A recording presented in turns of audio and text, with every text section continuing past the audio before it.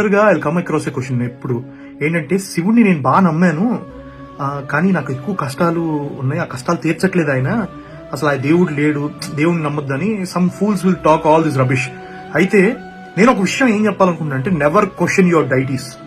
ఎందుకంటే మీ దేవుళ్ళని మీరు ఎప్పుడు క్వశ్చన్ చేయొద్దు. ఎందుకు చెప్పినా, అవి నీ పూర్వజన్మ కర్మలు, ఈ జన్మ కర్మలు, నువ్వు చేసిన పాపాల వల్ల భగవద్గీతలో చెప్పినట్టు నీ పాపాలు, నువ్వు చేసిన పనులు మాత్రమే నీ కర్మలకు కారణం, కృష్ణుడు చెప్పినట్టు.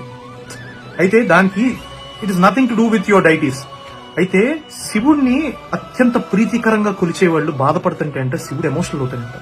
నేను కళ్ళంబట్టి నీళ్లు పెట్టుకుంటానంట, రే నేను నీకు అప్పుడు చాలా హింట్లు ఇచ్చాను రా, ఈ పాపాలు చేయొద్దు, ఈ కర్మలు చేయొద్దు, అనవసరంగా అనుభవిస్తావు మళ్ళీ అని, కానీ నువ్వు నా మాట వినలేదు, సరే ఏడవకు, నీకు పాము కరవాల్సి వస్తే నేను చేమ కుట్టి చొదిరిచ్చేస్తానులే అంటే. అంత గొప్ప శక్తి ఉంది శివభక్తికి. మహానుభావుడు, ఆయన తలుచుకుంటే నీ కర్మలన్నిటిని నలిఫై చేయగలిగిన వాడు శంకరుడు ఒక్కడే. శివుడు గురించి తెలుసుకునే కొద్దీ hill be your best friend, hill be your best guide, he's a father, he's a mother, he's everything. విశ్వం అంతా శివుడిలో నుంచి వస్తుంది, మళ్ళీ శివుడిలోకి వెళ్ళిపోద్ది అంతమయ్యాక. ఆది అంతం లేనివాడు శంకరుడు.